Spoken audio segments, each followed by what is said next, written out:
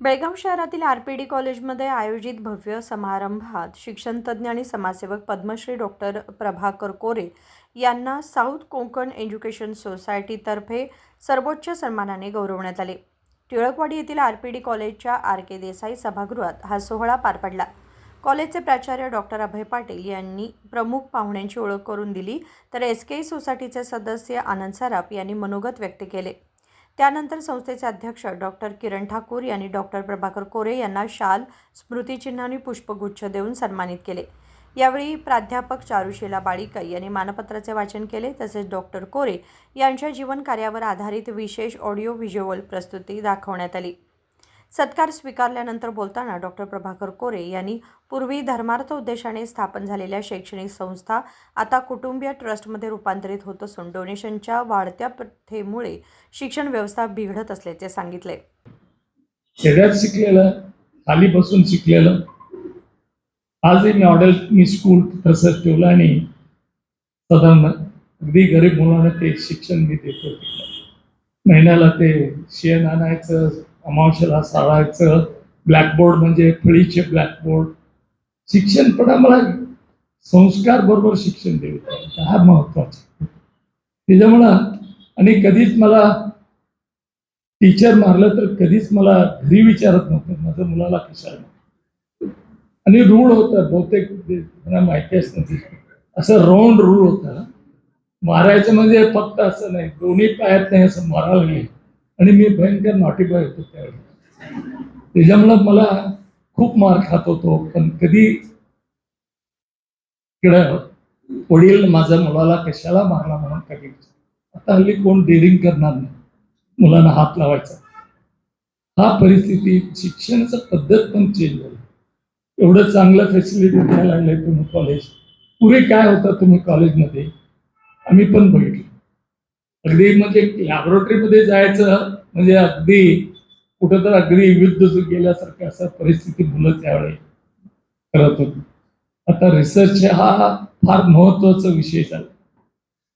फक्त बोलतात गव्हर्नमेंट तुम्हाला पैसे देतो, रिसर्चला सगळ्याला देतात पण रिसर्चला देत नाही. पुष्कळ आम्ही फाईट केलो की शिक्षण हा फक्त आता पुस्तक शिक्षण राहिलं नाही, आपण प्रॅक्टिकल शिक्षण द्यायला पाहिजे.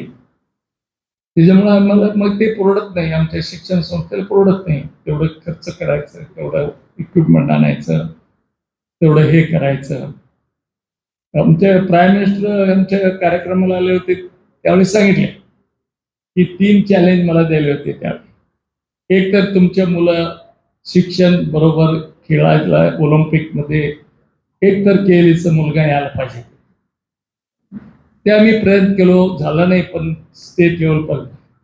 दुसरं त्यांनी चॅलेंज दिलं ते रिसर्च.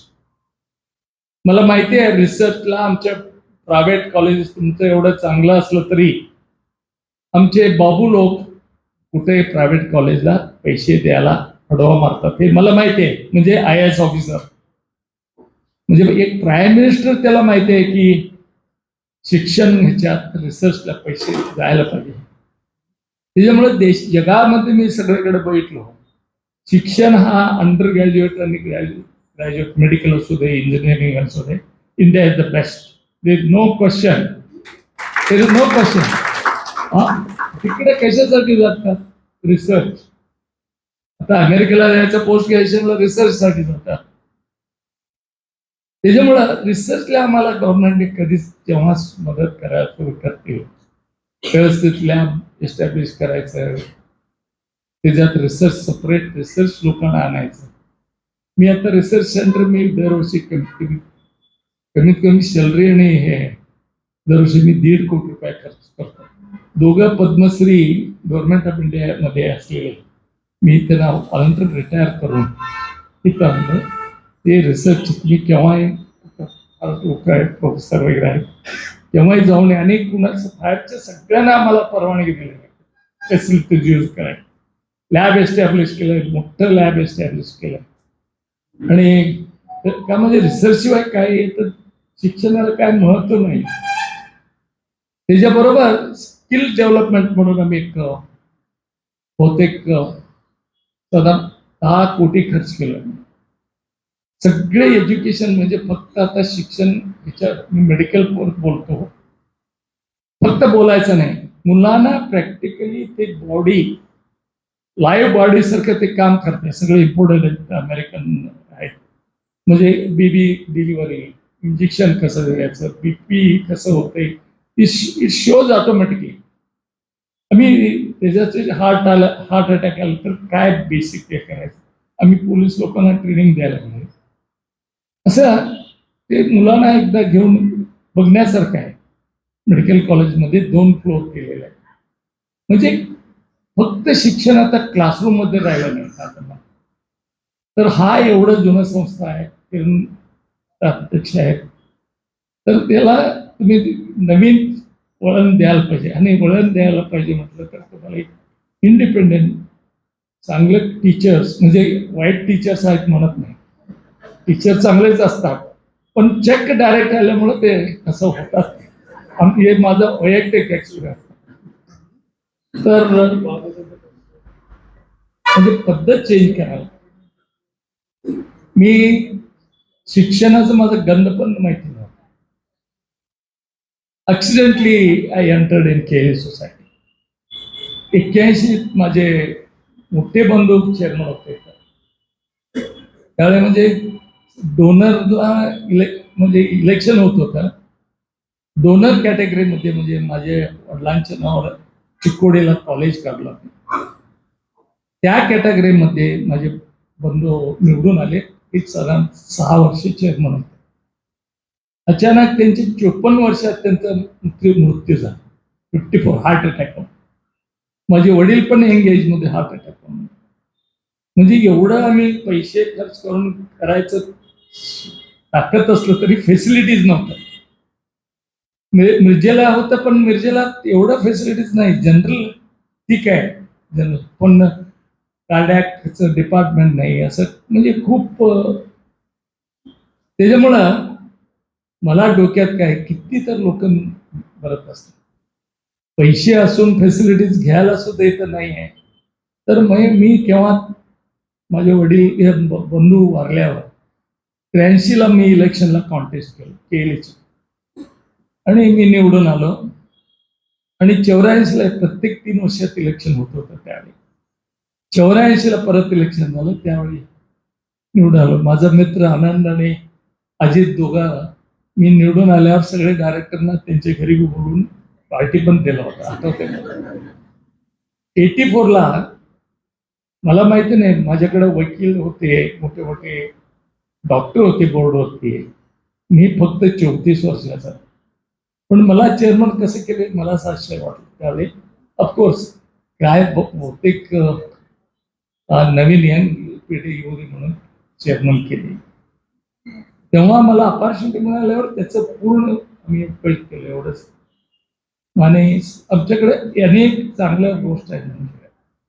हा शिक्षण संस्था चॅरिटी असल्यामुळं पुन्हा फॅमिलीचं इथं फॅमिली मालक नाही ना. हल्ली शिक्षण संस्था काय झालंय, सगळे फॅमिली फॅमिली ट्रस्टचे शिक्षण संस्था. आता शिक्षण सम्राट महाराष्ट्रात नवीन नवीन झाले, सगळे फॅमिली ट्रस्ट. त्याच्यामुळं आमचं नाव पण खराब झालं. ते पैसे घेतात, डोनेशन घेतात, आमचं पण नाव खराब झालं. चांगलं चालवणार आहे तुमच्यासारखे संस्था, पण काय करणार. त्या परिस्थितीत आता शिक्षण संस्था पूर्ण, आता अदानी नागपूरमध्ये दत्ता मेघेंचं मोठं कॉलेज होतं, मेडिकल कॉलेज, ते वारले. त्यांनी मेडिकल कॉलेज खरेदी केलं 2000 कोटी. आता कंपनीवाले शिक्षण संस्थेमध्ये घुसले. तो आता विचार करतो म्हणे अख्खा इंडियामध्ये त्यांनी 200 कॉलेज काढायचं, आणि तो कॉर्पोरेशन एंट्री झाला तर ते काय चॅरिटी करणार आहेत काय, प्रॉफिट असल्यावर शिवाय काय करणार नाही. म्हणून हा शिक्षणचं पद्धत चेंज व्हायला. आम्ही पुष्कळ वेळा गव्हर्नमेंटच्या त्यांना सांगितलं की मी कमिटीमध्ये शिक्षण याच्यात कमिटीमध्ये असताना तुम्ही फ्री द्या सगळे प्रायव्हेट कॉलेज. हा देशामध्ये प्रायव्हेट कॉलेज, प्रायव्हेट स्कूल गव्हर्नमेंटनी काय केलं नाही ते काम आम्ही केलं. आम्ही शिक्षण संस्था चॅरिटी म्हणून काढलेत सगळे. पूर्वी कोणी फॅमिलीज तुम्हाला संस्था मिळत नव्हते. आम्हाला फ्री द्या, एवढा रिस्ट्रिक्शन घालू नका. प्रत्येक गोष्ट तुम्ही असंच राहायला पाहिजे. तुमचं युनिव्हर्सिटी सिलेबस किती जुना आहे. कोण आता BA ग्रॅज्युएट होऊन काय करतोय, त्याला काय. यानंतर संस्थेचे अध्यक्ष डॉक्टर किरण ठाकूर यांनी अध्यक्षीय भाषण केले. विनोद कोलकार, KMM मराठी, बेळगाव.